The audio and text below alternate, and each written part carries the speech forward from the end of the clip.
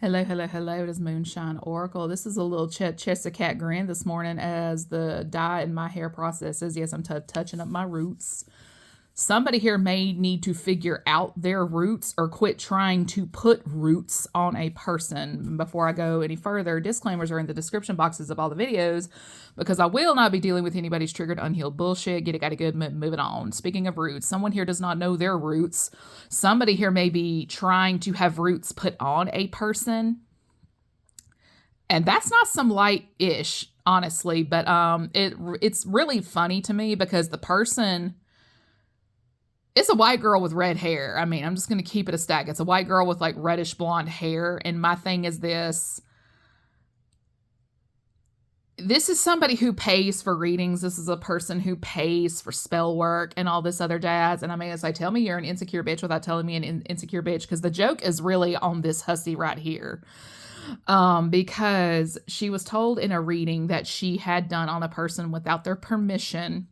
And the joke is really on her because when that happened, when people like that do those sorts of things, 90% of the time they are having their own energy read back to them under the impression it's somebody else, but it's really a plot twist at the end of the day. Like, it is a mind fuck the whole nine, and we are going into a new moon. So somebody here is gearing up for another round of moon rituals. The new moon is the strongest because it's brand new energy. And my thing is this, it's really laughable to me because this bitch is the one in the wrong. She's all my man, my man, my man, my man, my man. But in reality, she was the third party to a union.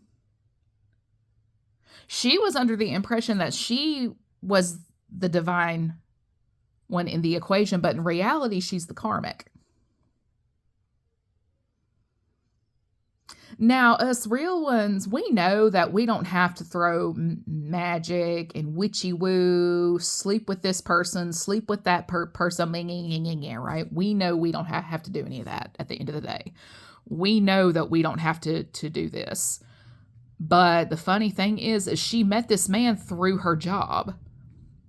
Either she worked for him as a secretary or they were just colleagues out of the same office. Like, I don't know this situation entirely. I'm just looking at the energy. They know each other through work. And the funny thing is they ain't supposed to be doing that at their job. Like, there is a policy there that prevents them from doing that, but that doesn't stop anybody from trying, right? Well, she got pregnant. I mean, he did what he felt was the right thing, and that was to marry her. But the joke is on him because the kids biologically are not his. My understanding is there's a boy and a girl. There's a boy and a girl. Biologically, none of those kids are his. It's a relative of his, homeboy, something. But the funny thing is, as these kids get older, they don't look like him. They look like their biological father. Like, they take on the features of their father, their true biological dad. And the funny thing is this man that is actually their dad, instead of acting like a godfather and uncle, he's acting more like a father with those kids. And it's just like, you can't ignore what's playing out in front of the face, because I mean, the daughter looks just like this man. Firstborn girls typically are more likely to take after their father than their mother. And on a rare note, they're a carbon copy of their mom, but with their dad's personality traits and stuff like that. Like, there's a hard way. It's hard to know because, like, my God, I'm just going to stop right there for a second. Okay. It's getting obvious these kids are taking on the biological features of their true biological father. Hair, eyes, nose, the shape of their face and stuff like that. Like, it's resembling this biological father. And I had a vision recently of a woman with reddish blonde hair clinging to a man's leg, like, no, don't leave, don't leave, don't leave. And it's like, bitch, I'm going. I'm sorry, but when a man finds out he's been raising, like, he got trapped because of a lie, he's gonna be mad. And I don't blame him for a set. Like, I don't blame him one bit. Like, I just don't blame him. But this woman has been doing a lot, and she's just been in the wrong the entire time because the third party was actually her. The woman she's been worried about the entire time has never worked with this man. They don't even work in the same field. They are never in the same location. They don't talk to the same people and all that jazz. And I mean, just like, she's been hacking phones, GPS tracking cars. She can also go to jail for this, by the way. But she's been paying for money block spells, the whole nine. And what she's not understanding is the woman she's trying to curse is spiritually linked to her husband. Like, they're energetically linked to each other. So you can't really hurt one without hurting the other. You cannot hurt one without hurting the other. You see what I'm saying?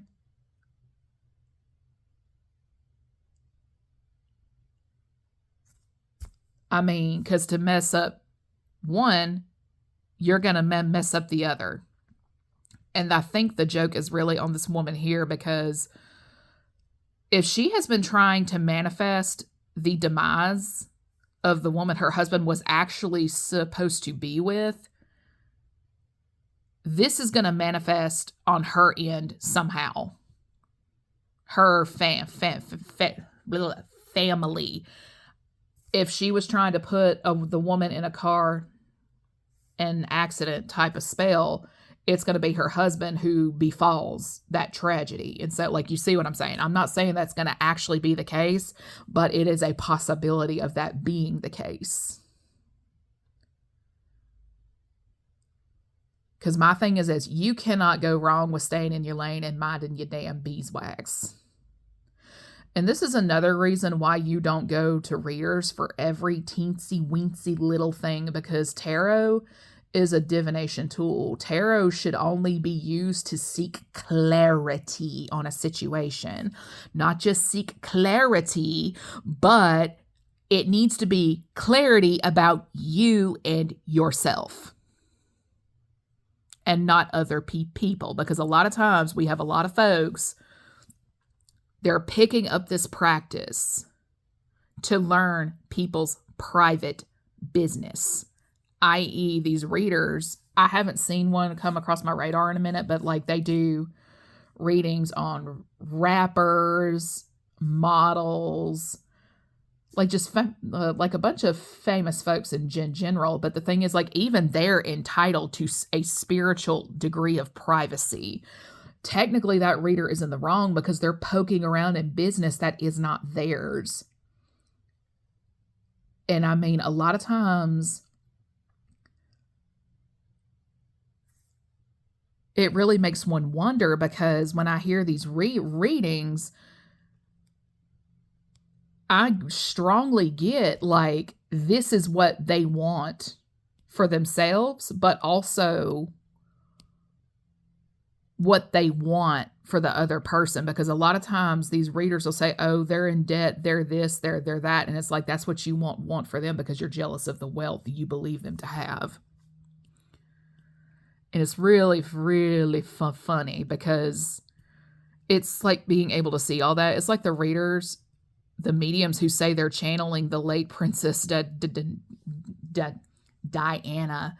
And it's like, huh? Do what now? Because a lot of times when I see stuff like that, it's like, okay, what demon are they channeling this time? Because there's no way in hell a random person is going to be allowed to channel dead spirits, specifically celebrities, in that capacity. Because my thing is this, when you have a natural understanding that there are rules before you ever find out what the rules are, you move a lot differently. If you get the feeling you're not supposed to be involved in a thing, you're not going to do it. Because when I say there really are rules to this shit, there really are rules to this shit. And this woman who is now starting to realize that, oh shit, it was me the entire time. Yeah. This woman may have contacted a person's family, the whole nine. She's gotten like law enforcement. Like if she has a government agent connection, so somehow she's gotten them involved. I'm getting strongly like somebody may have put a person's information on like some type of prostitution site. And my thing is this, when you do things like that, like you do, it's like the For a Good Time Call Sherry at this weird thing. It's like on the boys' bathroom. My God, get over it, bitch.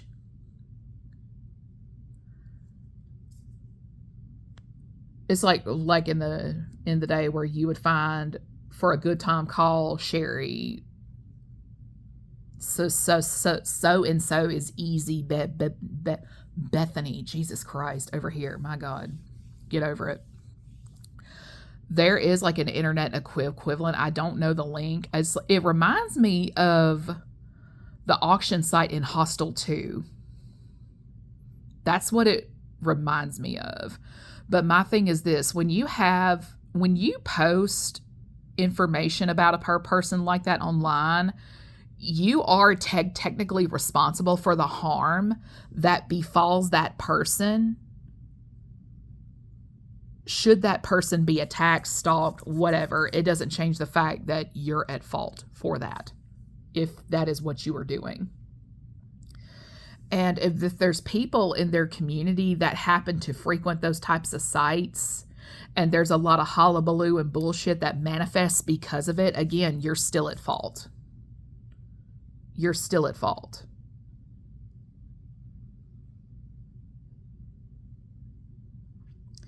I mean, you really can't go wrong with staying in your lane and minding your beeswax, but stupid is as stupid does. And with that, everybody enjoy your weekend.